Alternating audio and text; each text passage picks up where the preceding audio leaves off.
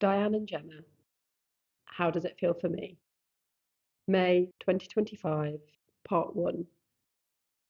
In this video, two services are mentioned: BID services and welfare rights. BID services supports people of all ages with sensory loss, as well as their family and support networks, to access information, advice, and support. Welfare Rights is a Leeds City Council service that provides advice and support with applying for welfare benefits. Since we last spoke, you started working with Leeds BID and Welfare Rights. Can you tell us about that?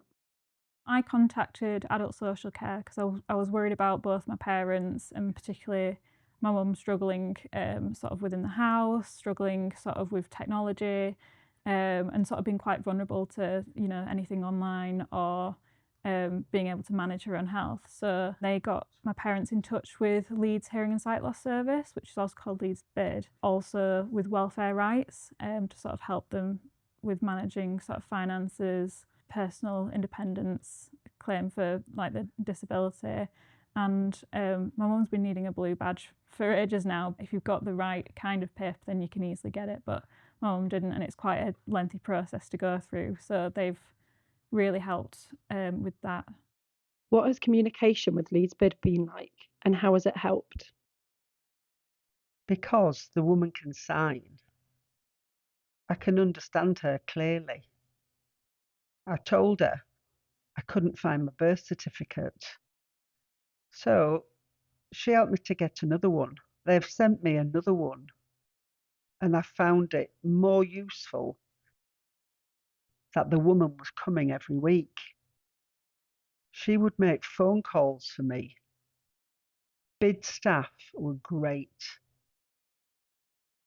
They can sign everything. They also sent my dad an email to sort of keep him in the loop, and the structure of the email was the same as British Sign Language, so my dad found it really easy to read and was quite surprised. Like, they've been really good at sort of keeping in touch and letting my parents know when they're coming and what the plan was. The worker for BID helped put apps on my mum's tablet that would help her. So there's the NHS app, so now she can use that to order her prescriptions. And then she's also got 999 BSL app. So if she was ever in an emergency situation, she can then press that and it'll connect to an interpreter who will call 999 on her behalf. Yeah, I've been using the NHS app to fill in my tablet prescription orders. That sends it off to the doctors. That leaves me 3 or 4 days to collect the tablets. I find it very easy. Gemma, what has this meant for you as a carer?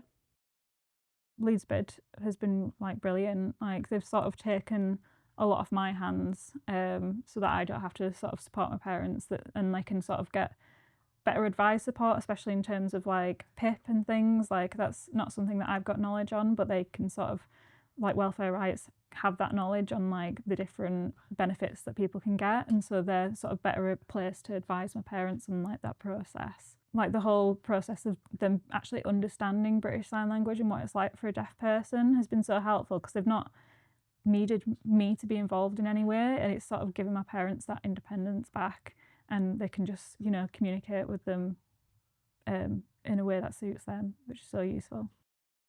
What could make things better for you? The community diabetes team, with adult social care, with many other appointments, it always seems like the first contact is always telephone, and that's just not something that my parents can do. And there's never anything else offered either. So there's no option for email, there's no option for a text message.